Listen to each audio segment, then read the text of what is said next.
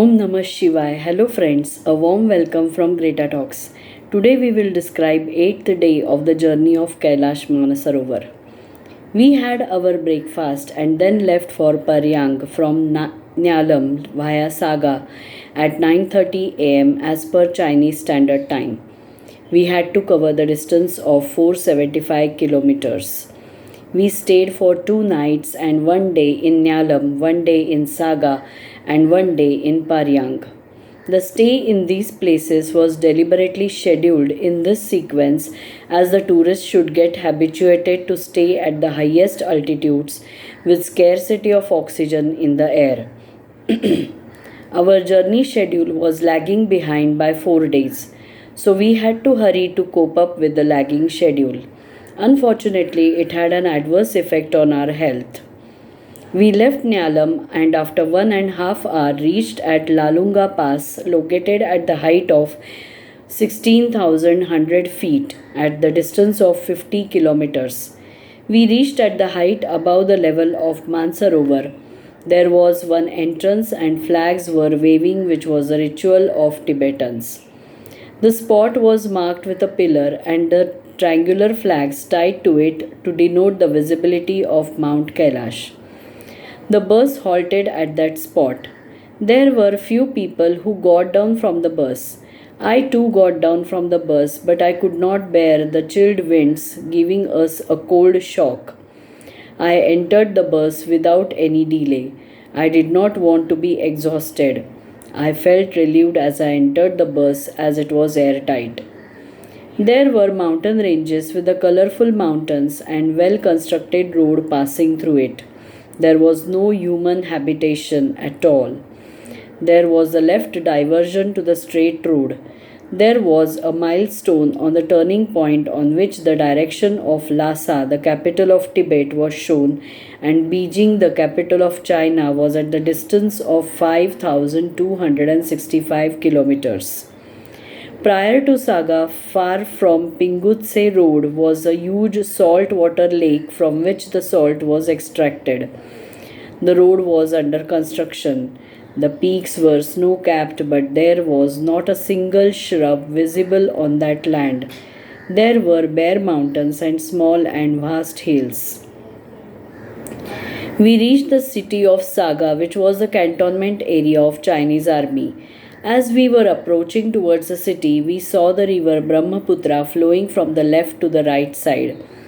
In earlier times, the vehicles used to be transported from the ships to the other side of the bank on which the city of Saga was located. It was time consuming as it took the whole day for the transportation. This problem was solved by the construction of the bridge on the river Brahmaputra in the year 2004. This was the development done for the convenience of the army. There was no plan to stay in Saga, so we had to take lunch at the backside lawn of the hotel. I called my wife, but she did not pick the phone, so I called my brother-in-law and told him to inform my wife about my well-being. I was assisted by the smiling Chinese woman to make a phone call at home.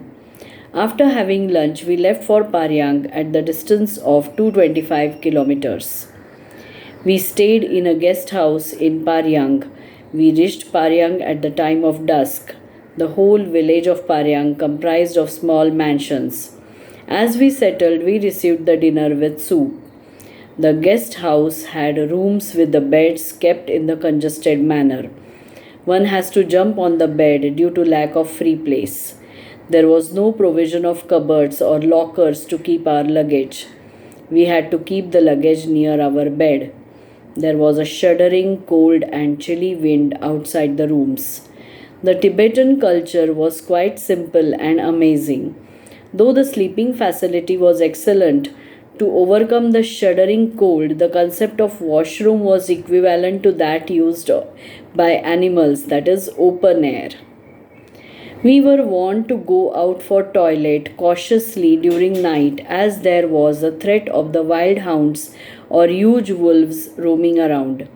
The hounds were constantly barking throughout the night. The next day, we started searching for the washroom and found a small room with an outlet of a small closed window instead of door. There were partitioned toilets upstairs in shattered condition. One has to publicly go through these morning rituals. I was quite uncomfortable to find the toilets already occupied. The overall facility of washrooms was really disgusting, giving an impression of living in the dark ages and not in modern age. Due to shivering cold or improper methods of acclimatization, we had to suffer from illnesses. I too suffered from fever. Though I used to treat my fever with the paracetamol tablet, the chilled weather used to affect me again with the fever.